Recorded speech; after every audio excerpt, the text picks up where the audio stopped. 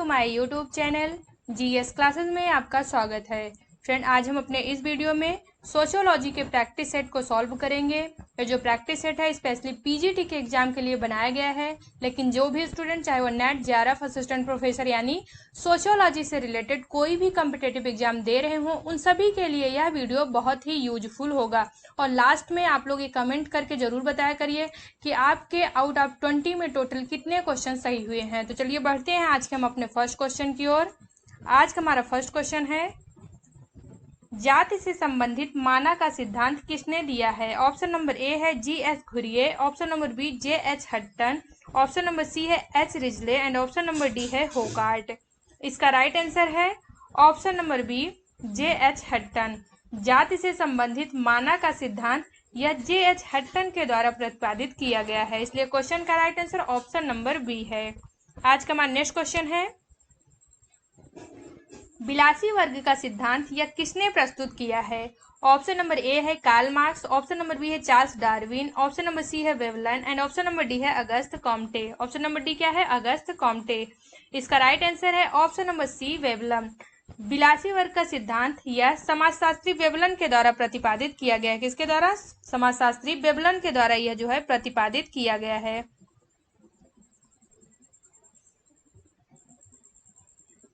आज का हमारा नेक्स्ट क्वेश्चन है,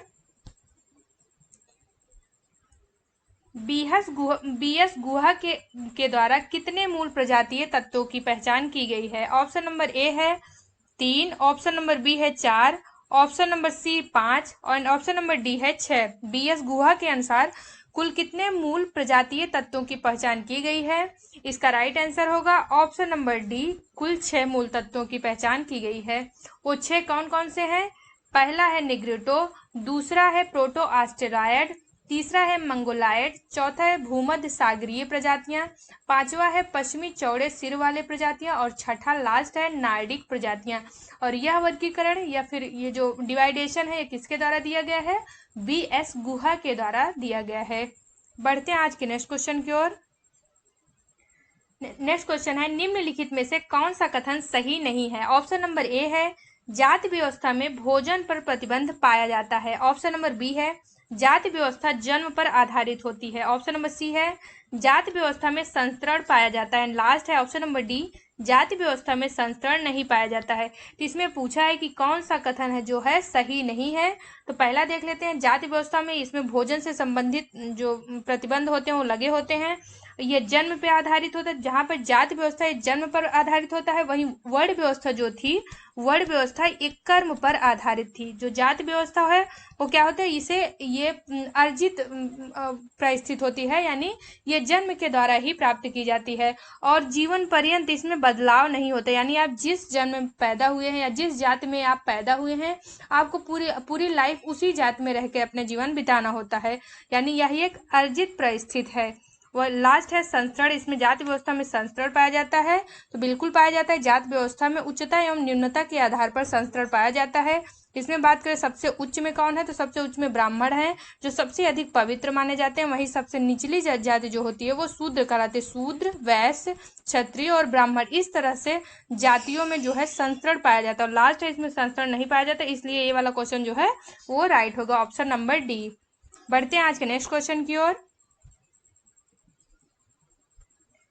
अंगामी नगाओं की रिश्तेदारों में विपरीत लिंगी सदस्यों के लिए कौन सा शब्द प्रयुक्त किया जाता है? ऑप्शन नंबर ए है सी, ऑप्शन नंबर बी अजा, ऑप्शन नंबर सी है हेपू एंड ऑप्शन नंबर डी है फूफा और लास्ट है ऑप्शन नंबर ई ताऊ। तो विपरीत लिंग की सदस्यों के लिए कौन सा वर्ड प्रयुक्त किया जाता है? इसका राइट आंसर है ऑप्शन नंबर ए सी।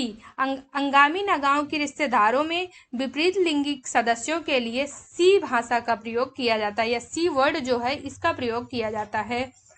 नेक्स्ट क्वेश्चन है, जुआंग जनजाति कहाँ पाई जाती है? ऑप्शन नंबर ए छोटा नागपुर में, ऑप्शन नंबर बी है बस्तर में, ऑप्शन नंबर सी दार्जिलिंग में, ऑप्शन नंबर डी है क्योंझर में और लास्ट है ऑप्शन नंबर ई कूर्ग हिल्स में। कहाँ पर? कूर्ग हिल्स में।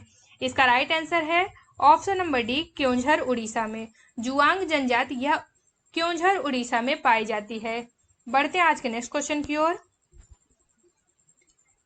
निम्नलिखित में कौन सी एक बहुपतित्व जनजाति नहीं है, यानी बहुपतित्व जनजात किसे कहते हैं कि एक स्त्री के जब एक ही समय में एक से अधिक पति होते हैं तो उसे उस विवाह के क्या क्या कहा जाता है, बहुपतित्व विवाह कहा जाता है। यानी एक स्त्री के एक समय में एकाधिक पति होने की प्रथा बहुपतित्व विवाह कहलाती है। तो इनमें से कौन सी ऐसी जनजातियां हैं जो बहुपतित्व विवाह का उदाहरण नहीं है? ऑप्शन नंबर ए है तिया जनजाति, ऑप्शन नंबर बी टोडा जनजात, ऑप्शन नंबर सी नीलगिर की कोटा जनजात एंड ऑप्शन नंबर डी है जौनसारी जनजात। ऑप्शन नंबर डी क्या है? जौनसारी जनजात। और लास्ट है ऑप्शन नंबर ई गोंड जनजात। तो इनमें से कौन सी है जो बहुपतित्व जनजात नहीं है? इसका राइट आंसर है ऑप्शन नंबर ई गोंड जनजात जो है वो बहुपतित्व जनजात का उदाहरण नहीं है। वही तिया जनजात, टोडा जनजात, नीलगिर की जो कोटा जनजाति है और जौनसारी बावर की खासा जनजात, ये चारों जनजातियां बहुपतित्व या फिर इन चारों जनजातियों में बहुपतित्व विवाह प्रचलित है। यानी इनमें एक स्त्री एक समय में एक से अधिक पति रखती हैं। आज का हमारा नेक्स्ट क्वेश्चन है, उत्तर प्रदेश के मुसलमानों के बीच जुलाहा जात समूह में कौन शामिल है? ऑप्शन नंबर ए दर्जी, ऑप्शन नंबर बी कसाई, ऑप्शन नंबर सी है कुम्हार, ऑप्शन नंबर डी संगीतकार एंड लास्ट है ऑप्शन नंबर ई बुनकर। कौन है ये? बुनकर। तो इनमें कौन है जो जुलाहा जात समूह में शामिल है? इसका राइट आंसर है ऑप्शन नंबर ई बुनकर। उत्तर प्रदेश के मुसलमानों के बीच जुलाहा जाति समूह में बुनकर शामिल हैं।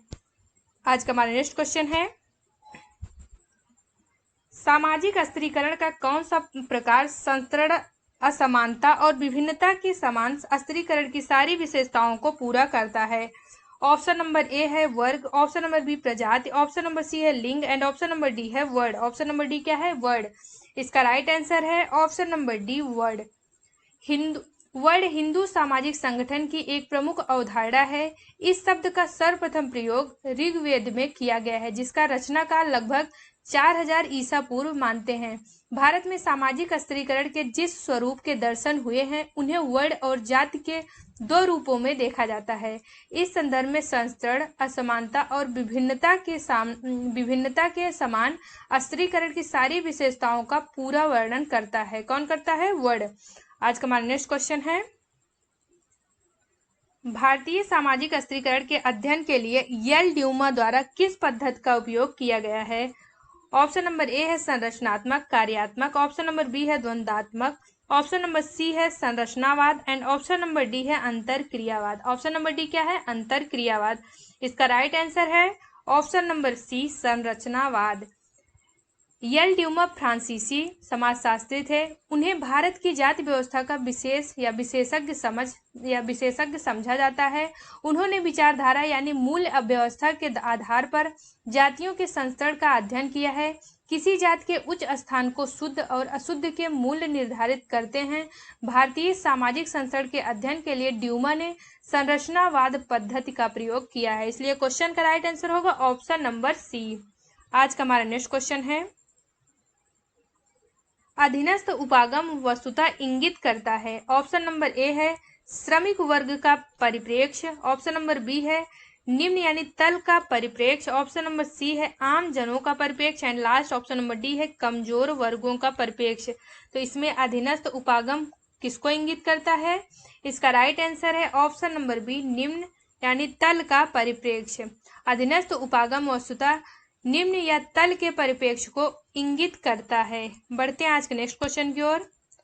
नेक्स्ट क्वेश्चन है, भारत में जातियों में अंबेडकर तर्क देते हैं कि जाति का अर्थ है, अंबेडकर के अकॉर्डिंग जो भीमराव अंबेडकर हैं उनके अकॉर्डिंग जाति को किस रूप में वो अर्थ या जाति का अर्थ किस रूप में बताते हैं? तो ऑप्शन नंबर ए है असवर्ण विवाह के ऊपर सगोत्र विवाह का अध्यारोपण, ऑप्शन नंबर बी है एक धार्मिक निषेधाज्ञा के आधार पर विशेषता, ऑप्शन नंबर सी है पारस्परिक प्रतिकर्षण एंड ऑप्शन नंबर डी है पृथक्कृत समूह, ऑप्शन नंबर ई है आरोपित असमानता।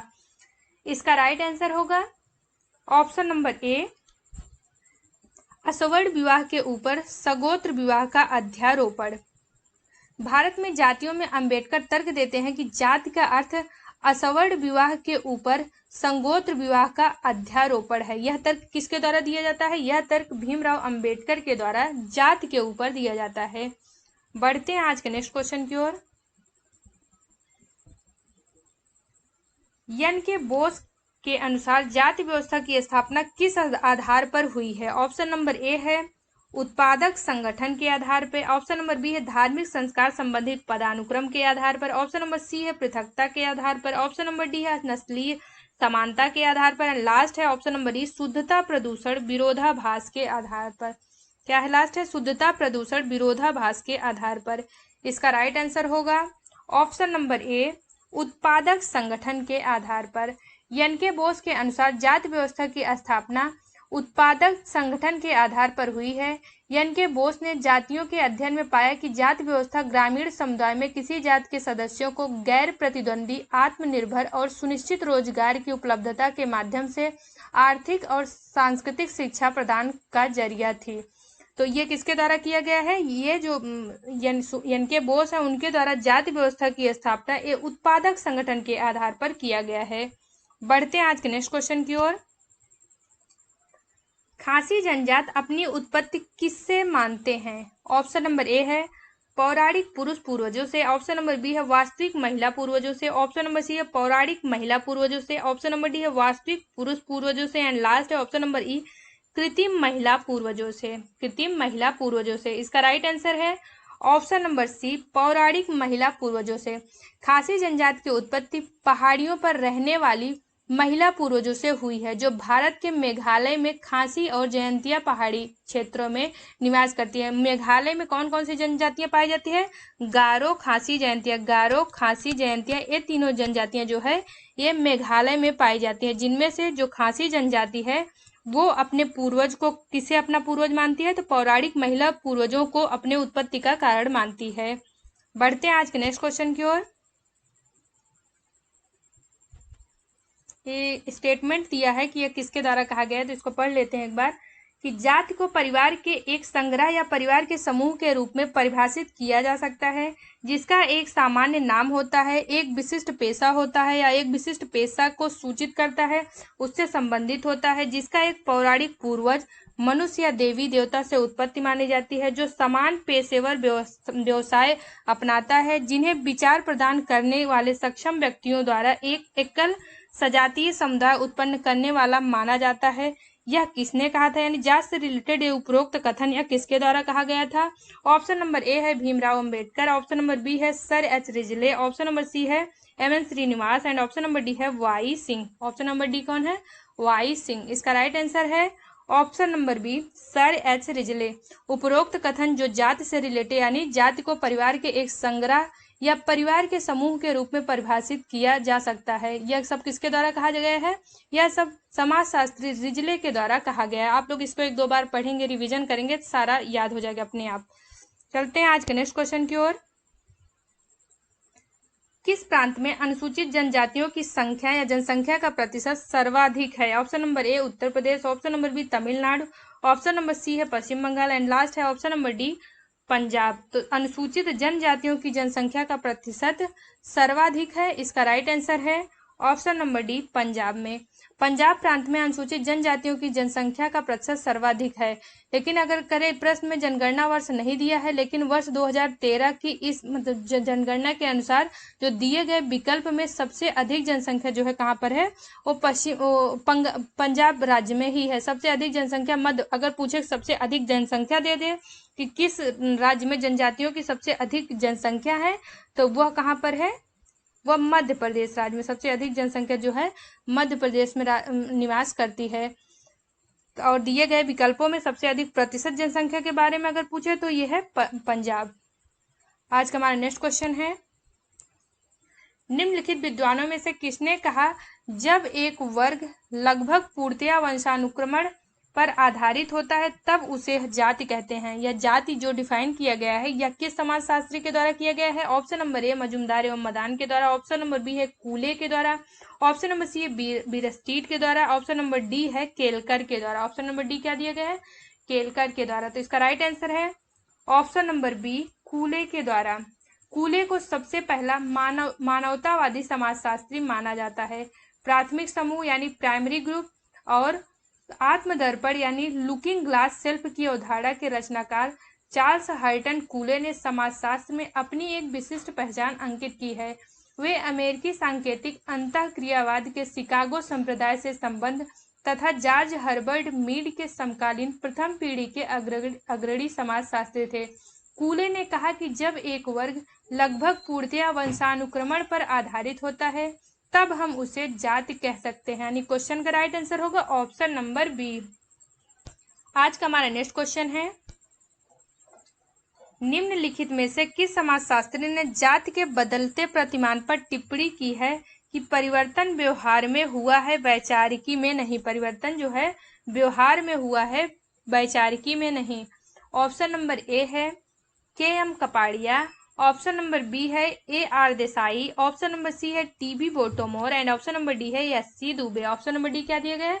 एस.सी. दुबे। तो इसका राइट आंसर है option number D S C. Dube. मूल रूप में राजनीति विज्ञान में दीक्षित श्यामाचरण दुबे या एस.सी. दुबे ने मध्य प्रदेश की स्थानांतरित कृषि करने वाली कमार नामक आदिवासी जनजाति का अध्ययन कर मानव विज्ञान और समाजशास्त्रीय जगत में प्रवेश किया। उन्होंने जाति के बदलते प्रतिमान पर टिप्पणी की है कि परिवर्तन व्यवहार में हुआ है, वैचारिकी में नहीं। यह पूर्णतया सत्य है। तो यानी इनके द्वारा जाति व्यवस्था में कहा गया है कि इन्होंने जो है मध्य प्रदेश की कमार जनजातियों पर स्टडी करते हैं, एस.सी. दुबे के द्वारा किया जाता है, और बाद में यह रिजल्ट देते हैं, अपने रिपोर्ट देते हैं कि इनको ये समझ में आता है कि जो जाति से रिलेटेड बोलते नहीं है कि जाति व्यवस्था अब शिथिल पड़ रही है। तो इनके द्वारा यह कहा गया है कि जाति व्यवस्था जो है वो केवल व्यवहार में, दिखावे में दिख रहा है कि हाँ जाति व्यवस्था शिथिल पड़ रही है, लेकिन ऐसा कुछ नहीं। उनका जो माइंड है अभी भी उसी तरह से छूत अछूत के भाव से अभी भी उसी तरह से प्रेरित है। यह किसके द्वारा कहा गया है? यह एस.सी. दुबे के द्वारा कहा गया है। बढ़ते हैं आज के नेक्स्ट क्वेश्चन की ओर। निम्नलिखित में से कौन सी एक वर्ग की विशेषता नहीं है? ऑप्शन नंबर ए है वर्ग चेतना, ऑप्शन नंबर बी है अर्जित परिस्थिति, ऑप्शन नंबर सी है जन्म पर आधारित एंड ऑप्शन नंबर डी है खुली व्यवस्था। ऑप्शन नंबर डी क्या है? खुली व्यवस्था। इसका राइट आंसर है option number B, option number C जन्म पर आधारित। जो वर्ग है ये जन्म पर आधारित ना होकर किस पर आधारित होता है? इन वर्ग ये कर्म पर आधारित होती है, कर्म पर, ना कि जन्म पर आधारित होती है। वर्ग चेतना, अर्जित परिस्थिति और खुली व्यवस्था ये सारे वर्ग की विशेषता हैं। वहीं जन्म पर आधारित ये वर्ग की ना होकर किसकी विशेषता है? ये जाति की विशेषता है। बढ़ते हैं आज के नेक्स्ट क्वेश्चन की ओर। सामाजिक स्थिरीकरण के संदर्भ में क्लास स्टेटस एंड पावर की अवधारणा किसने दी है? ऑप्शन नंबर ए है Karl Marx, option number B है सोरोकिन, ऑप्शन नंबर सी है Max Weber and option number D है वेबलन। ऑप्शन नंबर डी क्या है? वेबलन। तो फ्रेंड ये वाला जो क्वेश्चन है वो हमने पिछली वीडियो में एज ए क्वेश्चन के फॉर्म में पूछा था और ज्यादातर स्टूडेंट के द्वारा इसका राइट आंसर दिया गया था। तो चलिए देख लेते हैं कि इस क्वेश्चन का राइट आंसर क्या होगा। इसका राइट आंसर होगा option number C Max Weber. सामाजिक स्थिरीकरण के संदर्भ में क्लास स्टेटस एंड पावर की अवधारणा ये मैक्स वेबर के द्वारा दिया गया है। बढ़ते हैं आज के नेक्स्ट क्वेश्चन की ओर। इस मिथक का विरोध करने के लिए कि जाति व्यवस्था एक अनन्य भारतीय घटना है, निम्नलिखित में से किसने भारत से बाहर जाति के तत्वों की व्याख्या की है? ऑप्शन नंबर ए घुरिये ने, ऑप्शन नंबर बी है श्रीनिवास ने, ऑप्शन नंबर सी है ड्यूमा ने एंड ऑप्शन नंबर डी है लीच ने। फ्रेंड जैसा कि आप लोग को पता है कि जो लास्ट क्वेश्चन है एज ए क्वेश्चन के फॉर्म में छोड़ दिया जाता है, यानी इसका राइट आंसर क्या होगा आप लोग को कमेंट बॉक्स में कमेंट करके बताना है। तो फ्रेंड अगर आप लोग को हमारा वीडियो अच्छा लगा हो तो प्लीज़ हमारे वीडियो को लाइक करें और अगर आप हमारे चैनल पर फर्स्ट टाइम विजिट कर रहे हो तो हमारे चैनल को सब्सक्राइब करें तथा बेल आइकन को जरूर प्रेस करें ताकि हमारे आने वाले वीडियो का नोटिफिकेशन आपको सबसे पहले मिल सके। Thank you for watching my video.